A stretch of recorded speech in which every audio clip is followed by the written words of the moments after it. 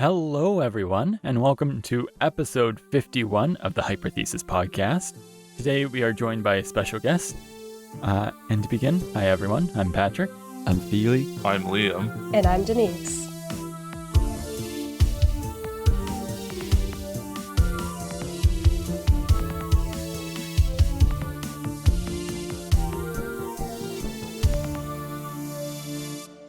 So, as you heard from our introduction, we have a special guest on today who we'll be talking to during our main topic on some very interesting physics. So just as a quick introduction to our guest, we have Denise Kamp, who is a physicist and PhD student working at McMaster University. She actually works for the same supervisor as Josh, who was a previous episode on this podcast, or a previous guest on this podcast, so go ahead and listen to that episode too. So Denise studies dynamical instabilities and quantum self-trapping, which occur in atomic Bose-Enstein condensates confined within rotating toroidal traps. That's a mouthful. We'll be delving into that a lot more pretty soon. But she also does other related research in Bose-Enstein condensates and completed her Bachelor of Science and Master of Science at the University of Hamburg, where she studied dynamics in correlated systems and condensed matter theory. Now, before we delve into what all of that means in your past research and your current research, as well as possibly some future aspirations, does anyone have any introductory topics to discuss? Yes, I do. And just to also say, me, Denise, and Josh all work in the same group, so we all work for good old Duncan Odell. For today, the intro topic, I wanted to focus on BECs, because that is what you study, Denise. So feel free to comment on this and give your thoughts and tell us if we're wrong on something. I will, so it's good. But I found this paper called Bose-Einstein Condensates as Gravitational Wave Detectors. Did you say you find it or did I find it? Yeah, so I think you found it and told me about it, actually.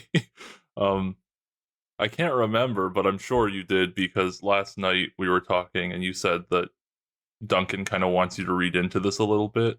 Mm-hmm. And then I realized, you must have told me about this paper at some point and I just forgot. So yeah, I will use your summary now to present to Duncan later. Well, I didn't read any of the math, but that's excellent. You go for it. So I quickly scanned through this paper. I didn't replicate anything, or I didn't go through the math too much, because it's like the quantum mechanics of a Bose-Einstein condensate, but now in curved space-time, so it gets complicated fairly fast.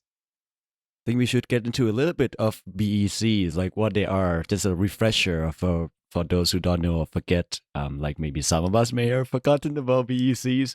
Or what I know, just from StatMech perspective, I guess, a little bit of quantum perspective, is that it's a special state of matter that basically, for boson specifically, that are basically, the majority of the particle would be in the same state, the ground state per se, and that is the definition of BECs. Well, not the mathematical definition, but that was kind of what I understand a bit, because there's like a clear phase transition threshold that happens at low temperature that makes everything, well, not most of the particle, almost all particles go into ground state because higher energy states are not available.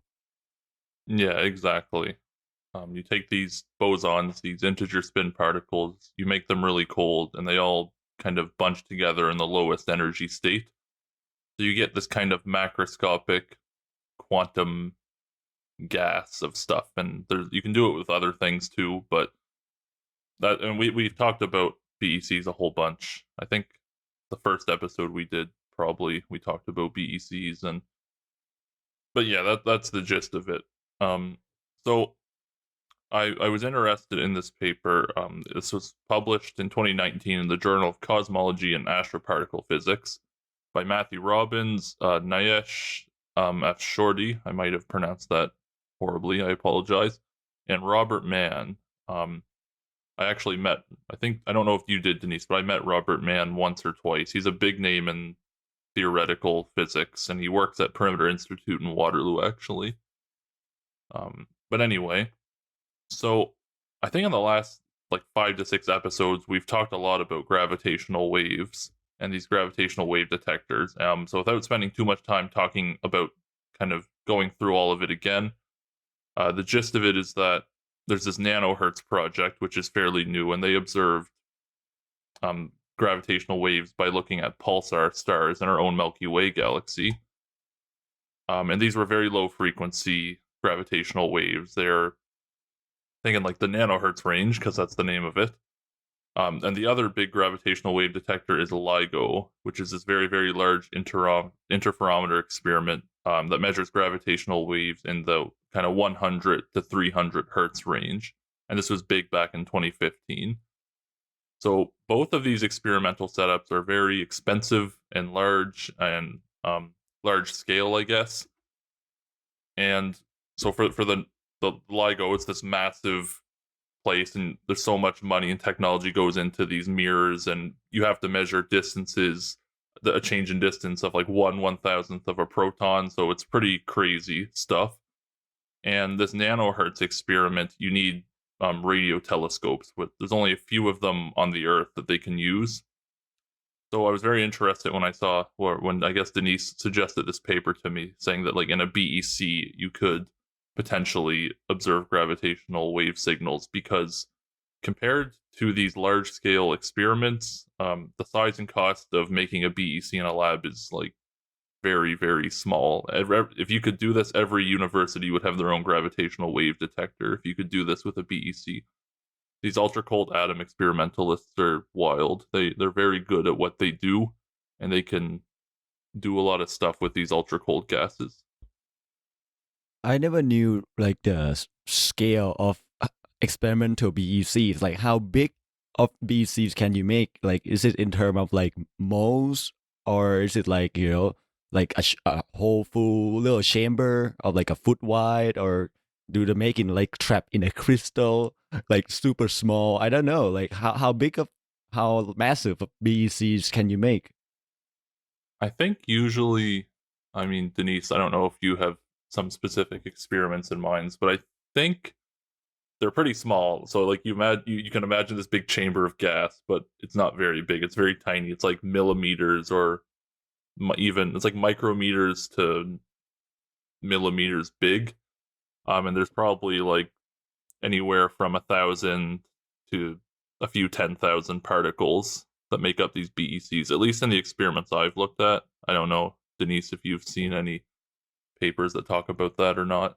Yeah, I mean, I work with those toroidal trap BECs, basically, and those traps are usually around like 40 micrometers or 60 micrometers in diameter. They're really small. They probably have like, I don't know, 500,000 particles or Ooh, so. that's a good amount. Yeah, but it's small. That's the Yeah. gist. Yeah, it's a small thing for sure. Yeah, here's the thing, Liam. You say good amount, but to me, 500,000 is like nothing. Yeah, It's an emoji made of nothing.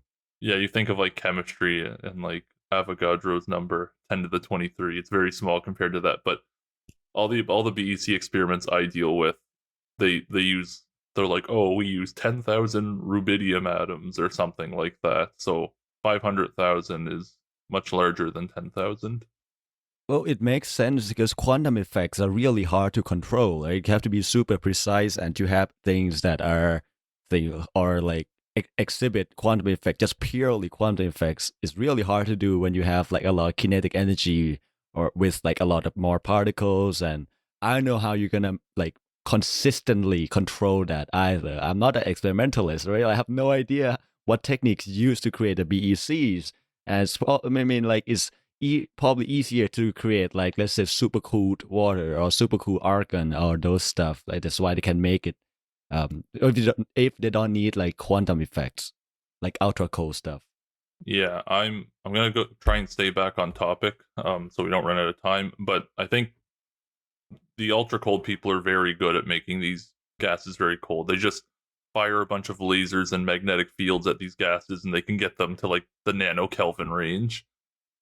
They use laser cooling and kind of magnetic evaporation cooling, and there's all these other things. I don't know the exact details of all of them.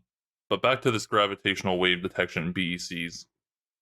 I just thought if you can do it, it saves a lot of money essentially and a lot of time. And anyone you could create like you could create like an undergraduate physics lab or something where you have a BEC prepared and you measure a gravitational wave signal in it or something. Like, obviously that's a long way down the road, but it would be kind of cool.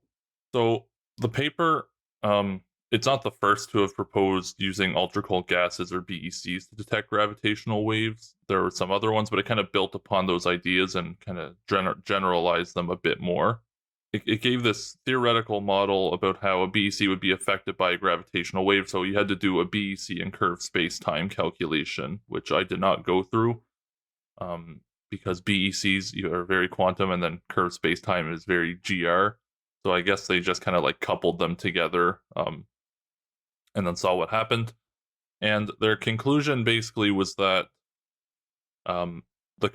using the best, most modern BEC parameters and optimized setups and whatever, you can't observe them you can't observe gravitational wave signals in a BEC. And the way they did that is they said, how would you detect the signal in the BEC? You would use what are called squeezed states, which is something that we could talk about for a long time. But the idea is that the Heisenberg uncertainty principle of quantum mechanics basically says that if you measure, you can't know everything about some quantum particle at the same time. For example, like if you know the position of a particle really well, then you can't know its momentum very well at all. There's this huge uncertainty in it, and vice versa. So a squeeze state is exactly that. It's you squeeze your precision on one of these conjugate variables really, really small. So, for example, you could know the position of this particle super, super well, but what it does is it kind of like creates this huge uncertainty in your velocity or momentum, and so those are called squeeze states in quantum mechanics. And somehow in these BEC setups, sound waves through the BEC or these like excitations in the condensate, you can create them to be squeeze states somehow. I don't really know experimentally how that works. But if you can, they basically said that currently we can't detect these gravitational wave signals in a BEC, but if you can get really, really, really squeezed states, then the way they react to the gravitational waves would be measurable. That was kind of like the overall gist of the paper. And one thing they're focusing on in this paper is they want to detect gravitational waves in the kilohertz range, so like a few thousand hertz. Probably because there's no gravitational wave detectors that do that now, and because somehow they claim that if you can detect gravitational waves in this frequency range, you can learn about different types of stars. Like you can learn more about the insides of neutron stars or things like that, because those are topics that people don't know a lot about at the moment. You can put kind of derive conditions that these stars would have to obey, and you can learn some physics about them. Stupid question. Do you know the range for LIGO? Yeah, about like 100 to 300 hertz. So pretty, not crazy. So these new ones would be about like an order of magnitude higher. So like 1,000 to 3,000 or something like that, maybe. And in this paper, there's a lot of stuff they didn't talk about. They made a lot of approximations as theorists do. So they didn't use any particular experimental setup. So additionally, you could study how trapping the Bose-Enstein condensate with specific geometries would help improve the sensitivity, how nonlinear dispersive effects would come in inhomogeneities in the condensate, the presence of vortices, finite temperature effects, and so on. So it was kind of like a preliminary minimal model work, but to me it looks like it's promising. You could actually probably do it in BECs. We just need some more time and some more studies into this and how to get more tightly squeezed states.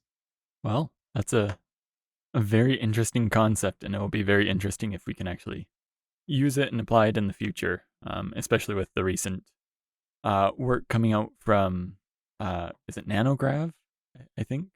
That's the one I said earlier. Yeah. So very interesting. But in the interest of time, we will move on to our main topic, which is about your work, Denise. So you are a physicist studying BECs. So What do you do exactly? That's an excellent question that my mom asks me every time we have dinner together. And I still struggle to summarize it quickly, but I'll try my best. So I started my project looking very closely at instabilities. So basically, we model a BEC close to an instability, and we're looking for, any kind of universal features that we can find. And some of those are catastrophes, which I will talk about later, maybe if we get there, and macroscopic self-trapping, which you've already mentioned earlier. Right, so these instabilities usually occur like close to bifurcations, and bifurcations are where your classical field theory kind of predicts that multiple or one solution appears or disappears. Exactly, so those are the bifurcations. And an example for that is if you have a BEC in a double well, I'm sure at least someone has talked to you about this. If you had Josh here, if you had Liam here, yeah. So just a quick recap. So a BEC in a double well is just this W-shaped potential, and you have a left well and a right well. And for the interest of this, they're perfectly symmetric. They're the same. Neither of them is energetically preferred. But now you tune the interaction in your gas.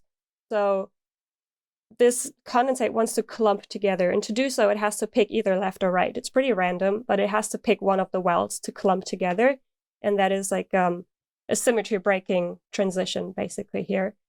And so from this one solution of it's equally in both wells at the same time, it just kind of has to choose left or right. So we have two solutions now that are possible. Classically, right? Quantum mechanically, you could still have a superposition, but okay, so we have these new set of solutions appearing, and we refer to that as macroscopic self-trapping. If one of them, like if one mode is preferred over the other randomly. Okay, so my system that I work in is a BEC in a slowly rotating toroidal trap. So I basically just have a ring, I put my BEC in there, and I stir it around.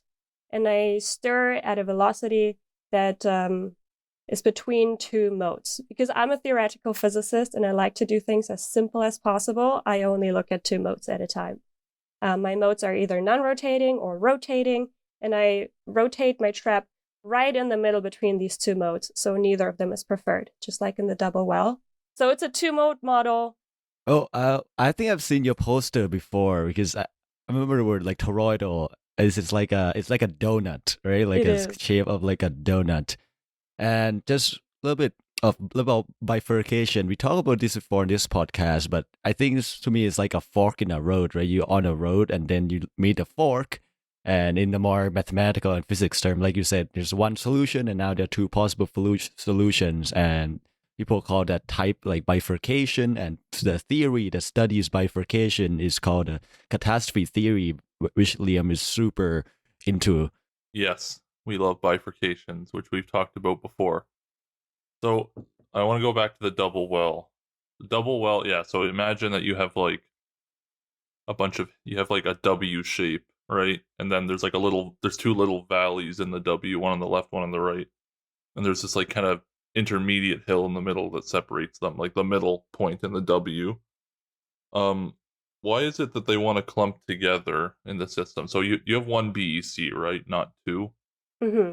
Yes, you have one Bose-Enstein condensate, because sometimes in these experiments you can like mix different types of BECs together and they do funny things. But so this is just one. That's actually one of the next projects I'm planning, with like two species of BEC and such a trap. There's a million different things you can do with these, right? It's wild. Oh, yeah. So you take these BEC, you tune their interaction such that they want to clump together in one of these wells, and they tunnel between the wells. They do quantum tunneling between them, right? Because there's this barrier that classically they can't overcome, but quantum mechanically they can kind of teleport through. So are those attractive interactions then that they have? You tune them to have? Yeah. So BECs also, Ian Patrick, I don't know.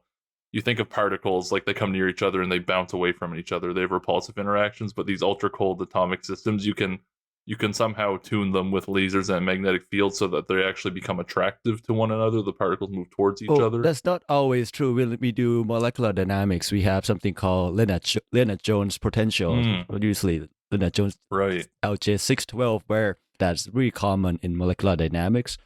But I have a question actually, like what motivates this type of investigation? Like why are you curious about a double well? Like who cares? Ooh, Well, the a lot of double well people is do. just, yeah, it's a simple system, right? It's just a two-mode system. It's easy to visualize. But just because it's two modes, it doesn't mean it's boring or uninteresting. It's just really accessible, I would say. So my problem with the ring trap, you can map onto a double well problem because it's also just a two-mode thing. It's just a really nice system to play around with. It's like the toy version. Is it not like already solved? I feel like when we do like I know like undergrad quantum, we do like like one well, and there might be like a two well system. So is it like why is it make it like very difficult to solve in BECs compared to like a normal wave function in quantum mechanics? I wouldn't say it's like that much more difficult. I would just say that there are some nice features that we know from other disciplines of physics, and it's kind of cool to see that they even appear in such simple systems like this, meaning that they're like really universal. And then we investigate where do they come from, and all that. So more of like a background information thing than actual what's new, if that makes sense. Yeah, in these ultra cold systems, Feely, you might be looking for like, why are we studying this? How is it gonna solve a problem? And a lot of these ultra cold stuff is like you're just studying it so you know what happens, and then later something comes out of it. And also Duncan, like he wants to connect everything to these universal features with catastrophe theory and stuff. I'm not sure. Denise, you might have a better answer. I'm not sure exactly like what the end goal is by studying this, but it's Well, just there's it no could be end to goal just better ever. understand it, right?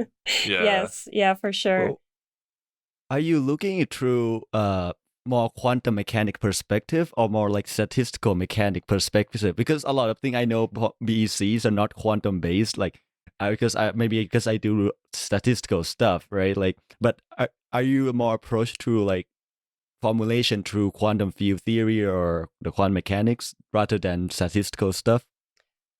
That's a good question. It's kind of a mix of both. So my calculations are mostly classical because I want to make my life not any harder than it has to be. But yeah, we have quantum descriptions for all of this. So this is quantum mechanics. Yeah. Is one of the goals too is to like see what's different between this system with the quantum mechanics and classical systems, because these double well systems, they're two mode systems. So it's in the left well, the right well, and that's just two mode systems you can solve in principle exactly, right? Yep. They have an exact solution. And you can actually, I don't know if you can do it with yours, Denise, but I know like in all of our group meetings, you can map these things to like the mathematics that describes them is the same as like pendulums or pendulums on oscillating pendulums or pizza pendulums or a pendulum, but the pivot point moves. There are all these wild different, or like a double pendulum, depending on if it's chaotic or not. Absolutely. And then kind of like looking at like, all right, classically it looks like a pendulum, but like where does the quantum mechanics make things differ from, or stuff like that? Exactly. So just to hop onto the pendulum analogy. So for a pendulum, you have some kind of momentum and you have some kind of position, and those are your coordinates, basically. And in my system, when I have two modes, I would look at the population difference, which is similar to the, I think, angular momentum. And then the phase difference between these two modes, or condensates in these two modes, which is then the position. So I have similar descriptions, but it means different things, if that makes sense. Well, are these all analytical or are they like numerical? It's both. Yeah. But to hop onto that, actually, so when I solve my system classically, I technically can choose like an angular momentum and an angular position, and the world is fine. But if I want to do that quantum mechanically, I can't, right? Because Liam already touched on that earlier today. We can only know one of them, and then the other one is really uncertain. And to mimic that kind of classically, I use something called an truncated Wigner approximation in my mean field theory, where I basically use a quantum state as an initial state. So I I don't know, fix my momentum and I leave my position completely unknown, and then evolve my classical equations of motions and look at those trajectories and the dynamics of that. And then I compare that to a quantum description. And it's a really good overlap. I would show you pictures, but I'm going to show them some pictures. I'm going to bring them up. Well, so you mentioned that you're looking for, your group specifically looking for like universal features. So what kind of analogous behavior have you found that, relate to other systems that you can talk about? I mean, there's a lot. I don't even know where to start, but the simplest one in my ring trap, I would say it's really similar to squid, which is like a superconducting fluid in a ring. So, and the main similarity to that is just that my angular momentum is quantized along this ring, which allows me to have just two modes, right? So that's the whole point. So I have this two-mode system that is kind of similar to squid, and yeah. So the ring system, it's two mode, and it's like kind of equivalent to the double well. So that's one you're studying, and you stir this BEC in this donut shape around. And so your two mode approximation is just that because this is all quantum, this rotating BEC can only have certain energy levels. And you're only focusing on kind of like the two biggest ones, like the lowest two energy levels, right? That's your two mode approximation. There's other ones, but you're kind of you stir it such that you only care about two of them. The other ones don't get excited as much, I think. Technically you could use it between any two modes, but I choose the non-rotating and the first rotating because that's simple, and it's nice hopefully to see in an experiment, because if everything is in the rotating mode, you should see a vortex. So that would be something visual to measure, actually. Well, I think I know that BECs are not directly related, but a lot of temperature that BEC occurs coincide or sometimes really near superfluidity and those stuff, right? Because it's for helium and such. So is there a specific reason that people are interested in like BECs in those kind of trapping well rather? I mean, I'm sure there are people who do like superfluids, but if they're really near, they must have influenced each other at some point, right? Like, do you just want BEC that doesn't have like superfluid behavior? Do you do you model superfluidity in your system too? I would say yes. So a flowing BEC has a lot in common with the superfluid. So the way it shows in my theoretical experiment, I would say, is that I have to have some kind of disorder potential for my condensate to actually feel that I'm stirring it around. Like if it was a superfluid and I have my ring and I just spin my ring and there's no friction along the edges, my fluid would never know that we're spinning. So I have to physically like stir it like a coffee in a circle. In an experiment, they do that with a green laser. In theory, I just put in a periodic potential. Superfluids are these nice cold things that I think I talk about them in my story today a little bit actually, but they have no friction for people who might not know. So a superfluid flowing through a tube, it would never slow down because it doesn't lose any energy due to friction. Or at least theoretically it doesn't. Maybe it loses a very, very, very, very, very small amount, but I don't know. Well, it's like a superconductivity, right? Like, you don't lose energy. Yeah, and BECs and superfluids are you got to be careful because a lot of the time a BEC is a superfluid and a superfluid is a BEC, but they're not necessarily the same. You can create BECs which aren't superfluids and superfluids which aren't BECs. But I think like helium-4 is an example of you can create a Bose-Enstein condensate with that, but also it's like partially a superfluid. I don't quite know the details. But helium-3 is just a superfluid. It has a different kind of thing happening with it. So I think I should get into a more different field of queries that I think are easier to answer. So you are doing really theoretical, hardcore investigation, which through a lot of people is like that. Even for me, It's really a lot of analytical stuff or solving equations. So what got you interested in this? I know you did your physics in undergraduate and masters in Germany too. Like, but what really got you into physics? The reason I ask because like different guests have different stories, and it's interesting to hear why each person go into physics because it's such a niche field, right? Like not many people go into physics. So what is your story? Yeah, that's a great question. I love hearing those stories from everyone too. I don't know. I guess everyone says that. It just kind of happens. But I, even as a kid, I always liked math and I liked logic and patterns. And that's just how my brain is wired. And that's okay. I'm good at this and not so good at other things. Would be bad if we all had the same talents. But yeah, I always gravitated towards like these logic-based things. So when I learned languages, I learned Latin because that's the most math-like language out there that I can think of. Yeah, and then in high school, we had to pick a major, and I picked physics because it was the only science one they had there, and it's also arguably the best science out there. So yeah, I Amazing. was right. I was always between math and physics, but I couldn't major in math. So I did physics in high school, and then I continued in university. I was like just general physics, so there was experimental stuff to it, theoretical stuff to it, everything around.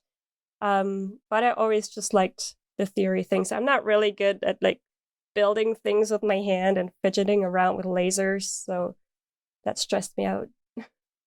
What's the atmosphere like in Germany? Like, because I know a lot of like we talk about extensively how there's like disdain in like physics in like maybe like growing up. And like, oh, physics is like boring and stuff. Like, was it like and like were people like children encouraged to study physics in Germany, or was like do you find any difference at all? Like when you came to Canada? That's a tough question. I feel like the whole university thing is completely different here in, I would say, all the Americas, or North America. It's you don't have to go to university in Germany. You don't even have to do high school, and you still get a job, and you are still a valid member of society, and nobody looks at you weird. So I'm the first one in my family to even finish high school. And go to university. I'm still in university. My parents are looking at me like, you should get a job. So first of all, just going to university is not necessarily the goal for all like Germans. But if you go to university, you probably go for business or something. So physics isn't necessarily the thing your parents would like you to see. And even though most famous physicists are German, I say that like that, but a lot of them. I'd You say can most of tell, them. right? Because most of the important words in physics are also in German. So even though I did my master's and now my PhD in English, like the keywords are always in German. So I feel like there's some historical tendency for Germans to do physics. I don't know. It's kind of funny because sometimes like Duncan or people in our group will see these old papers by like Einstein and all these like Mhm. German people, German speaking people, and they're like, Denise, can you like translate this paragraph or something? It's really funny. Yeah. So yeah, it's not unheard of German people to go into physics. That's all I'm saying. But yeah, it's more so unheard of women going into theoretical physics, which bothers me the most. So that's why I'm still here and I'm still going. So in terms of just physics too, I know a lot of people who are interested in physics go into experimental, but why you choose this way, like intense, hardcore theoretical stuff? Like how, when do you know you're not experimentalist? Because one could see themselves and I'd rather do experiments, do stuff, and they're equally important, I find. Mm-hmm. Yeah, I don't know. So we had a lot of experiments in my school in Germany. So we have this laser institute there, and we got lots of accelerators. So particles physics is huge. So there's a lot of things you can do, but I feel like it was too close to an engineering for me. Again, I'm not really good at hand-eye coordination and like trying to build things is just, it stressed me out. And you can't work drearily in a lab, but that's a side note. I don't know. I just always liked just sitting at my computer and doing it from home. Me too. Yeah. Yeah. So I started with just physics, but I just kind of slid into the theoretical side of things. It was just more natural to me. I don't know about Patrick, but yeah, I think I kind of like always knew that experiments were. I think I like them more now than I did when I was younger. Like even in high school, I kind of knew that like if I ever went into science, I would be like a theory guy and not a experiment guy. I don't know, Patrick, if you knew when you were younger or what.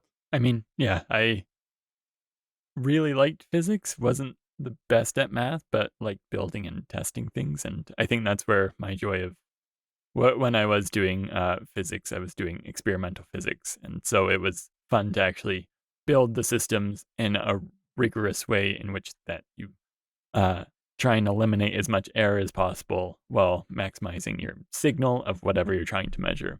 So I really enjoyed that part of somewhat tediousness, but also the satisfying thing of seeing, okay, you built this, and then you get to see results, and then essentially do something from the beginning to the end, which was always satisfying. I have the utmost respect for that. Like you guys do all of it basically. Like you have to know the theory, you have to build it, you have to know what to look for. So we're like almost lazy on that side. Yes. But so just on that note, my brother is in engineering, but it's not necessarily a university thing in Germany again. So he was an electrical engineer for airplanes. And so he's really good at this like hands-on stuff, and he can build things and fix things, and it's incredible. And I wish I had that ability. But I don't know. It's kind of sometimes they complement each other that way, right? So somebody just likes to build things and somebody just wants to think about it in the middle of the night. Yeah, I find that my brother engineer, my father is an engineer, and I knew early on didn't want to be engineering. I used to, I think we as Liam mindset, right? You want to do like pure theory, but my former supervisor opened up my world to computational stuff, and I'm sure you like these days it's so hard to just do pen and paper, almost impossible to do like the cutting edge research, just pen and paper, right? So that's why I think you also use a lot of computational package or analytical package to solve them. So um, do you see yourself more of like pen and paper person, or you just also love the computers and stuff now? I would say the first thing I do is I write things out on like a blackboard. Probably you would be surprised how many times Liam and I stand in our office and just are covered in chalk and like draw pictures on the blackboard. But yeah, just to check something quickly, I would write a code. Yeah, too lazy for that to do by hand. Yeah, I know some people have notes like on their tablet and anything. I have mine in like a notebook, right, where I actually write things down. I don't know if you're one of us who love fountain pens, but I do. I really do. I write things down all the time on pen and paper, and then I lose the papers, and then I start from the beginning. I feel like theoretical physics is just, at least for me, it's just like drawing pictures and ignoring as many things as you can without losing the physics. Yeah, like simplifying. If you had to summarize theoretical physics, it's like, how much can we ignore before we lose out on what we're trying to learn about? Well, I think the next question is routine. I think it's became routine question for all our guests now. So, I will ask about your hopes and dreams. So, it's not exactly who you what job or not. No, it's about like who you see yourself being, who you want to be, or what's the ideal you're hoping for in your career and your life moving forward. If you could talk about that. That's a loaded question. Yeah. I have many hopes and dreams, but yeah, to be modest, right? I think I really enjoy staying in research, and I think I want to do that for the rest of my life, just doing research. But I'm surprised at how much I like the teaching part of this. Like as part of your PhD, you're TAing and you're teaching, and it's actually really fun. And I do like the influence I have on the younger generations and to represent too, because that's kind of what I was missing when I went to university. You never had like a female physicist to look up to that way, other than obviously, Marie Curie, but she's been dead for a minute. And yeah, so I mean, you guys all know Donna Strickland, right? So that was a really big thing for me to see, like her in her super gorgeous red dress winning the Nobel Prize. What a badass move. I want to be that person. I don't know if I'm smart enough to be that person, but that's my dream, if I may dream.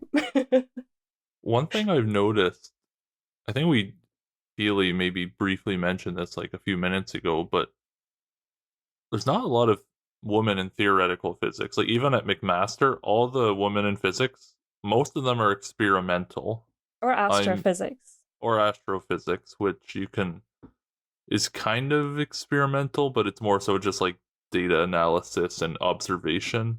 It's like they use data from an experiment, so you can argue it's kind of experimental. But I'm trying to think like who are even at McMaster, I can only think of you at the moment for the woman we in had theoretical Annie, physics. our undergrad, but yes, but I'm talking about like PhD students, no. right? Like the whole department, you're the only PhD theoretical physics person I can think of who's a woman. Isn't that sad? That's I know, sad. and I wonder that's why why. I'm here. Yeah, I wonder why that is. Why is it that? Because like women in physics has always been a problem because, well, getting women into physics, not women in physics. But why do they always go towards the experimental side? What is going on there? I don't know. I don't know either. It's not me. I can't answer that question for you. Well, at least you know what you want to do, right? And that is difficult for a lot of people to figure out what they want to do. There's you still talk to kids, not kids, like adolescents, like 19, 20. Some of them go to university and they have still no idea what to do. So it's a age-long question about life and meaning of life, which, if we're gonna talk philosophy, I think this conversation is gonna go a different direction. Of course.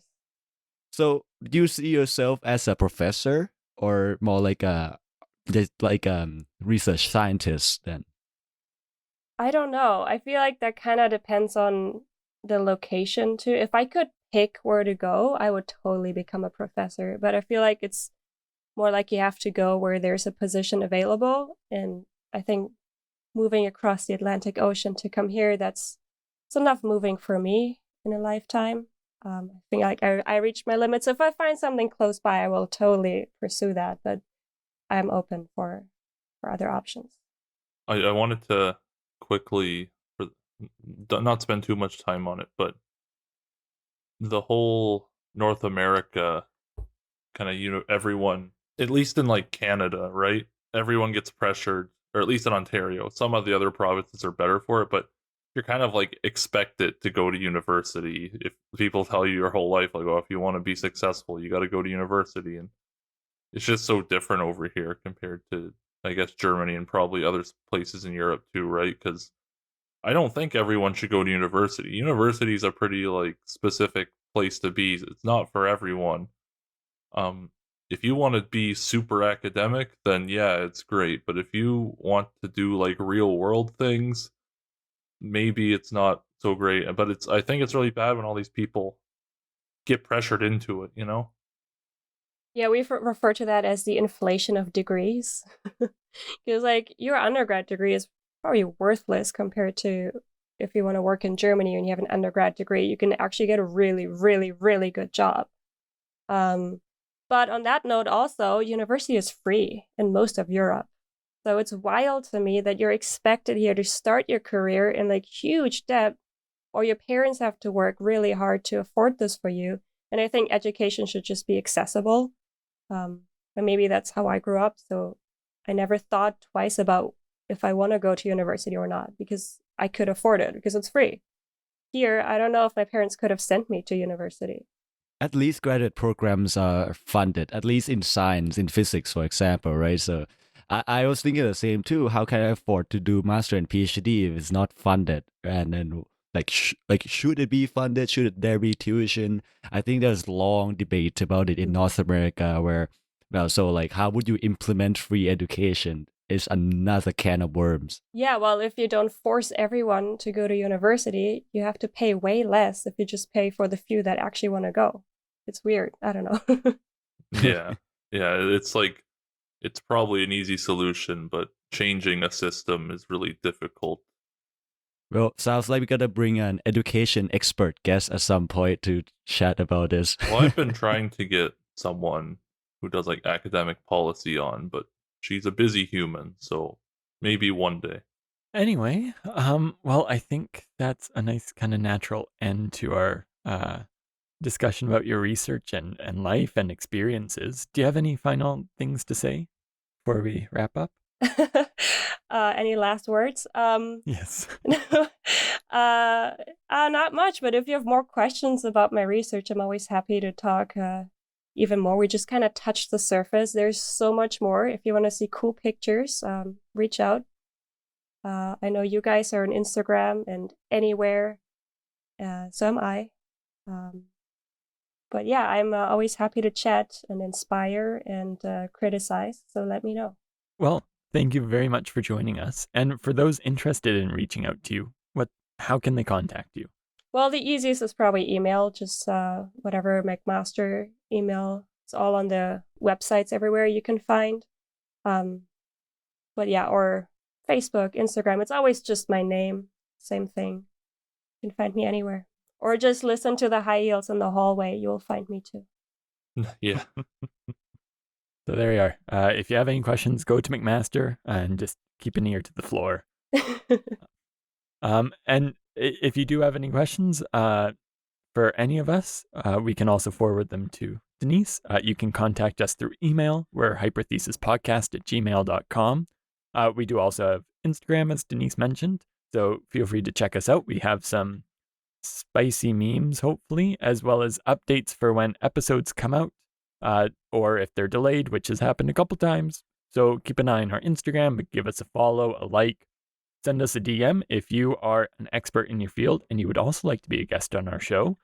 We are more than happy to have you as a guest, whether you're a full tenured professor or a grad student, just kind of getting started out in your journey.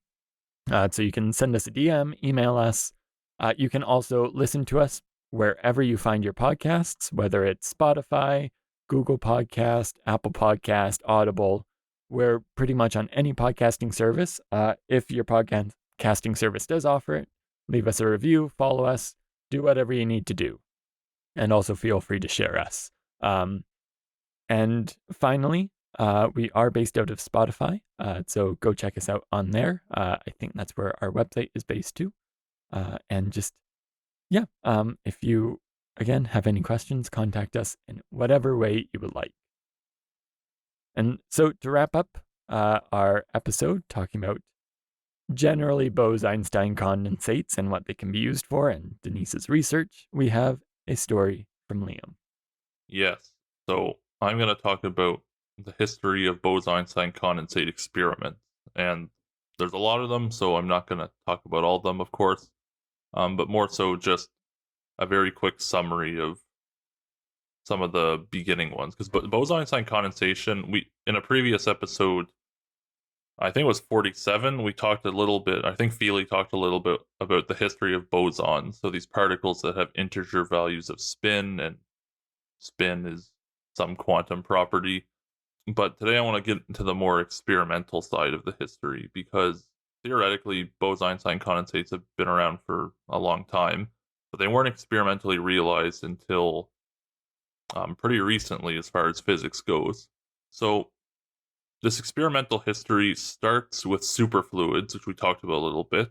Back in 1938, Kapitsa, Kapitsa, his first name I have no idea how to pronounce it. It's like Pyotr. Peter? Peter. Oh, I It's just a funny way to spell it. But that version of Peter, Peter Kapitsa, John Allen, and Don Meissner were all kind of names in physics. There's this thing called the Meissner effect in the Kapitsa pendulum, and I forget what John Allen did, but I think he did something. They discovered that helium-4 became a new kind of fluid at temperatures less than 2.17 Kelvin. So it's very cold. So they behaved like what we now call superfluids, and they display these interesting properties such as zero viscosity, so no friction. They move without losing energy, and the existence of quantized vortices. So imagine you have like a whirlpool in your bathtub, except now it can only spin with certain specific angular velocities, essentially. So at first it was quickly believed that the superfluidity was kind of partially due to Bose-Enstein condensation of the liquid itself, but superfluid helium-4 is a liquid and not a gas, where all this Bose-Einstein condensate theory from before was for these very dilute, weakly interacting gases. Superfluid helium has much stronger interactions between the atoms than the gas would. So the original theory of Bose-Einstein condensation did not fit, but despite this, physicists later found that Bose-Einstein condensation actually it played a fundamental role to the superfluid properties of helium-4. And like we mentioned earlier, not all superfluids are Bose-Einstein condensates, and not all Bose-Einstein condensates are superfluids. For example, helium-3 can become a superfluid at a very low temperature. But it's actually helium-3 is a fermion, not a boson. But yet it still displays this superfluidic phase behavior at lower temperatures. And this is actually related to the formation of these things called bosonic Cooper pairs. But I'm not going to get into that. So many, many years later, the first pure kind of gaseous Bose-Einstein condensate was created by Eric Cornell and Carl Wieman, or Wieman, I'm not sure. And they were co-workers at the University of Colorado, and they created this Bose-Einstein condensate on June 5th, 1995, where they cooled a dilute gas of approximately 2,000 rubidium-87 atoms to below 170 nanokelvin using laser cooling and magnetic evaporation cooling. So that's pretty cold, and rubidium-87 is one of these Bose-Einstein condensate favorites. So a lot of BECs are made with rubidium-87 because it has these specific properties that allow it to be cooled quite well. 4 months later, someone by the name of Wolfgang Ketterl, I think, Wolfgang Ketterl and colleagues at MIT, they created a Bose-Einstein condensate in sodium-23. And this condensate had way more atoms than Cornell's and Wieman's condensate, allowing for important results, such as the observation of quantum mechanical interference between two different condensates. So in other words, kind of macroscopic quantum interference. So the three of them, Cornell, Wieman, and Ketterl, they shared the 2001 Nobel Prize in Physics for their achievement, which I think we might have talked about before, actually, specifically like this BEC Nobel Prize. Around the same time as well, a group led by Randall Hewlett at Rice University announced that they created a condensate out of lithium atoms, but they also found that lithium has attractive interaction. So the particles, instead of repelling each other, they pull each other together. And because of this, the condensate actually turned out to be unstable and would quickly collapse. So unfortunately, there was this race for the Nobel Prize. Everyone wanted to create a BEC first. They chose the wrong element, essentially, and didn't share the Nobel Prize, but they had really important results. They found that you could get these attractive interactions, and they were actually able to show that you could stabilize this condensate by confinement quantum pressures for up to about 1,000 atoms. So it was also very important work in this ultra-cold field, even though they unfortunately did not share the Nobel Prize because they picked the wrong element by accident. So since then, we've talked about atomic Bose-Einstein condensates a lot. But you can also create this in many other systems. So since then, it's been created in all these other atomic species. They've even created BECs of molecules, although I'm not sure which molecules. You can create Bose-Einstein condensates out of quasi-particles. Quasi-particles are these collections of particles that interact in such a way that they behave like a more macroscopic, bigger particle. For example, like sound waves, you can model as quasi-particles because it's a bunch of individual particles vibrating together, but you can send out like a sound wave, like a wave packet, and it behaves like a particle itself.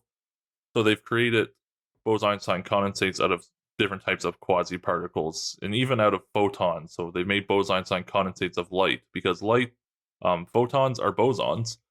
You can do that, although that's something I want to talk about in the future. I won't get into that now. And finally, there's very recently, actually, in 2022, there was a more kind of big innovation in this field.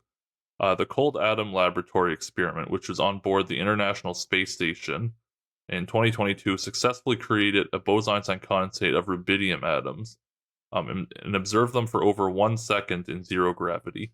So 1 second doesn't sound like very long, but for Bose-Einstein condensates, you kind of observe these things on the microsecond and even millisecond range. So 1 second is a very long time. It gives you plenty of time to see what's happening and take measurements. So what the astronauts found, and one thing people often forget is that astronauts are, most of the time, they're actually scientists. There you get a lot of physicists and things like that who become astronauts. So they do a lot of experiments up there, it turns out, in these microgravity environments to see how it differs from on Earth's surface where we have gravity to deal with. And what they found, it was actually kind of like a proof of concept, creating this BEC in zero gravity, but it worked really well in that they actually found that about half the atoms which formed into this kind of magnetically insensitive halo-like cloud around the main body of the BEC. So you get this like half the atoms form this halo around the primary BEC, which I don't know, but I'm guessing that was predicted many years before they were able to test it. I bet the theory people kind of sat down, did this calculation, what does a BEC look like in zero gravity, and were able to predict that long before the experiment was done. But I'm not sure. That needs citation needed.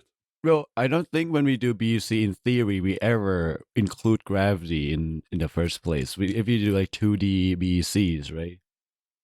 Yeah, you wouldn't. But if you want to do something in an experiment, you always need to include gravity. You just put in a linear potential, your gravitational potential. But yes, they basically, if you do the theory for like a BEC in 2D, so you flatten it to 2 dimensions and you don't include gravity, I'm assuming you'd see this effect. I don't know. I only ever work with 1D Bose-Einstein condensates, so you can find them into roughly like 1 dimension, quasi 1 dimension, because I am a theorist, and 1 dimensions are wonderful. 1 dimension is wonderful. But so that's kind of like a very rough history of the experimental side of Bose-Einstein condensates, and of course I skipped many things. But the kind of take-home message from that, and also today's episode, is that a lot of work has gone into kind of experimentally and theoretically studying Bose-Einstein condensates over the last 30-ish years, or even closer to 100 years on the theoretical side.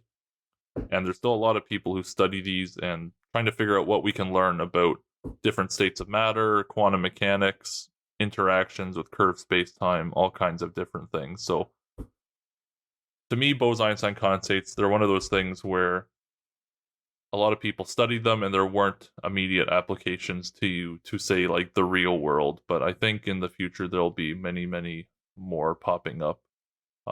We have such good control, and by we I mean the experimentalists, over these Bose-Einstein condensates that I think they have some potential to be used as detectors and other applications as well.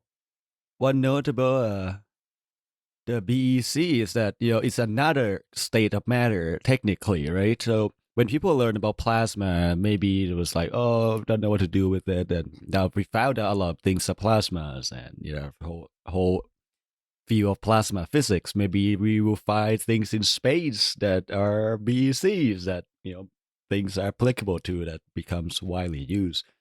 Who knows? Yeah, I'm not sure how that would work, but maybe. Well, thank you for that lovely history of BECs and experiments. Much appreciated from the experimental side. And with that, that's our episode. So thank you very much again, Denise, for joining us. And again, if you have any questions for her, feel free to contact her. But thank you for joining, and bye, everyone. Well, thank you for having me. Bye. Take care. See ya.